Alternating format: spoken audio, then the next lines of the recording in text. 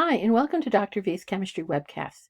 In this webcast, we're going to be talking about Millikan's oil drop experiments and what he learned from that. You know, the late 1800s were an exciting time in terms of our knowledge of atomic structure.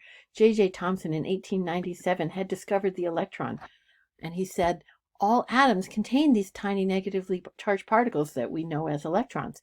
But the other thing Thomson did that was very exciting as well was that he measured the mass-to-charge ratio of the electrons through his very meticulous experiments. But what else is there to learn about electrons? Well, along comes Millikan, who's a U.S. physicist, and he came up with an experiment to measure the charge on an electron.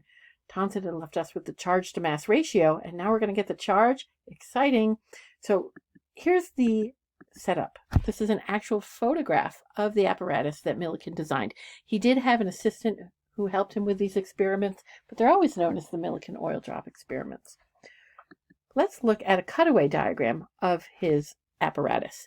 So we've got an atomizer so that we can make very tiny droplets. He ended up using oil because they didn't evaporate as quickly as water. And we can make droplets, lots of droplets in this upper chamber. All right, but we need to get them charged.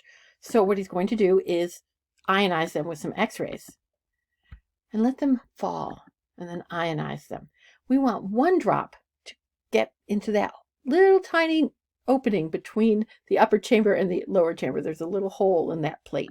All right, and we're going to let it fall, and we're going to let one drop hang there. And then what we're going to do is turn on the electric field between those two plates.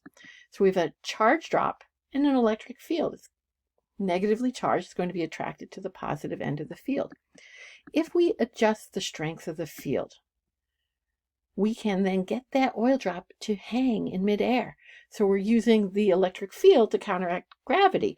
And if we do the right calculations, which Millikan did, not that we have anything to do with it, but just talking about his results, the amount of charge, the strength of that electric field, is proportional to the number of electrons on the drop. Now, you can't tell by looking at the drop how many electrons it has.